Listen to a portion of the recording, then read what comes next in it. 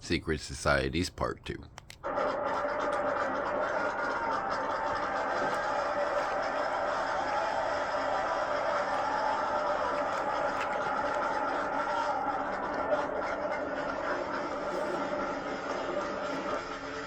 The very word secrecy is repugnant in a free and open society. And we are, as a people, inherently and historically opposed to secret societies, to secret oaths, and to secret proceedings. We decided long ago that the dangers of excessive and unwarranted concealment of pertinent facts far outweighed the dangers which are cited to justify it. You were both in Skull and Bones, the secret society. It's so secret we can't talk about it. What does that mean for America? The conspiracy theorists are going to go wild. Sure they are. I can see the red. Number 322? Are you prepared to lose? No, I'm not going to lose. You both were members of Skull and Bones, a secret society at Yale. What does that tell us? Not much, because it's a secret. Is there a secret handshake? Is there a secret code? I wish there were something secret I could manifest. 322, secret number? There are all kinds of secrets. Even today, there is little value in opposing the threat of a closed society by imitating its arbitrary restrictions. Even today, there is little value in ensuring the survival of our nation if our traditions do not survive with it. And there is very grave danger that an announced need for increased security will be seized upon by those anxious to expand its meaning to the very limits of official censorship and concealment. That I do not intend to permit to the extent that it's in my control. And no official of my administration, whether his rank is high or low, civilian or military, should interpret my words here tonight as an excuse to censor the news, to stifle dissent, to cover up our mistakes, or to withhold from the press and the public the facts they deserve to know. For we are opposed around the world by a monolithic and ruthless conspiracy that relies primarily on covert means for expanding its sphere of influence, on infiltration instead of invasion, on subversion instead of elections, on intimidation instead of free choice, on guerrillas by night instead of armies by day.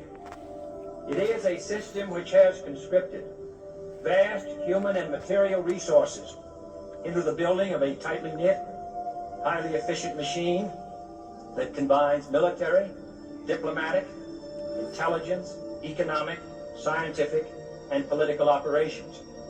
Its preparations are concealed, not published. Its mistakes are buried, not headlined. Its dissenters are silenced, not praised. So I'm happy tonight. I'm not worried about anything. I'm not fearing any man. Mine eyes have seen the glory of the coming of the Lord. Its dissenters are silenced, not praised. I just need you to know that this is very important, what we're fighting for. Because I'm tired, I'm really tired of the manipulation. I'm tired of how the press is manipulating everything that's been happening in this situation. They do not tell the truth, they're lying.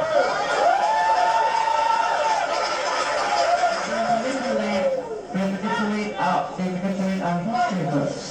The history books are not true. It's a lie. The history books are lying. You need to know that. You must know that. All the forms of popular music, from jazz to hip-hop, to bebop, to soul, you talk about the different dances, from the cakewalk to the jitterbug, to the Charleston, to breakdancing. All of these are forms of black dancing. Its dissenters are silenced, not praised. Because, I mean, I've always sort of suspected that there was a God, even when I thought I was an atheist. You know, I didn't have, just in case. But I believe it, so I mean, I am full of compassion. You can still sort of dislike things. I just hate things less, sort of, I can't think of the word, strenuously than I did. I know I haven't got as big a chip about it because maybe I've escaped out of it a bit. I think all our society is run by insane people for insane objectives. You know, and I think that's what I sussed when I was 16 and 12 way down the line. But I expressed it differently all through my life. It's the same thing I'm expressing all the time. But now I can put it into that sentence that I think we're being run by maniacs for maniacal ends, you know.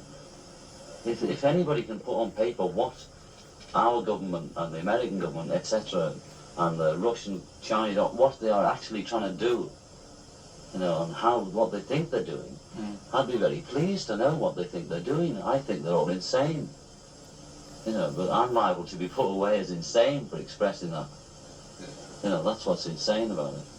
I mean, don't you agree? I do. It's insane, you know. It's not just a bit strange, it's just insane. And nobody knows all these people in the street. And half the people watching this are going to be saying, oh, what's he saying? What's he saying? You know, that you are being run by people who are insane and you don't know. Its dissenters are silenced, not praised. The United States of the red, white, and blue. And we live in a place now that feels just about like a plantation. We're all indentured servants, you know. When I found out there were 8 presidents before George Washington, I wanted to smack somebody. You know, I wanted to know why I was taught otherwise. Just tell me the whole story. I'll fill in the blanks, but don't tell me something that you think I'm supposed to know. Prophecy is what